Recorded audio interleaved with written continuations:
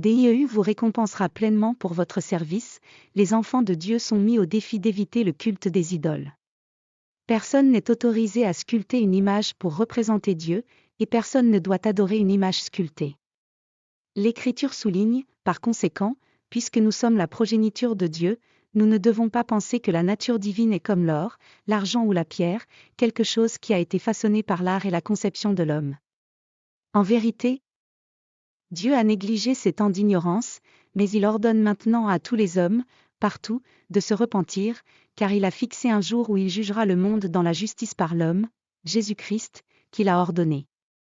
Il en a donné l'assurance à tous en le ressuscitant des morts, Acte 17, 29-31, Leçon, chacun sur terre est tenu de servir Dieu et d'entretenir des relations avec lui par la foi en Jésus-Christ.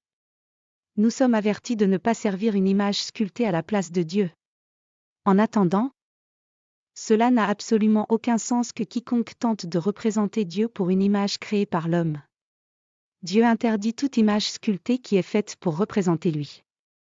Il est écrit, « Tu ne te feras point d'image sculptée, de représentation quelconque de ce qui est dans les cieux en haut, ou de ce qui est sur la terre en bas, ou de ce qui est dans les eaux sous la terre. » Exode 20h4.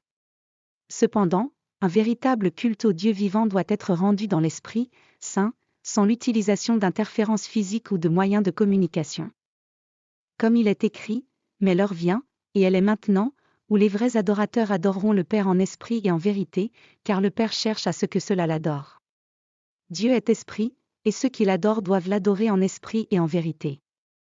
Jean 4, 23-24, La prière, cher Dieu, je sais que tu es réel et que tu es vivant pour toujours, c'est pourquoi je suis déterminé à servir avec foi sans chercher un quelconque moyen. Permettez-moi d'éviter tout ce qui peut représenter le culte des idoles. Donne-moi le pouvoir, par ton Esprit Saint, de te servir fidèlement et à ta satisfaction. Accorde-moi la grâce de te rester fidèle à partir d'aujourd'hui et pour toujours. Car c'est au nom de Jésus-Christ que je fais mes demandes. Amen.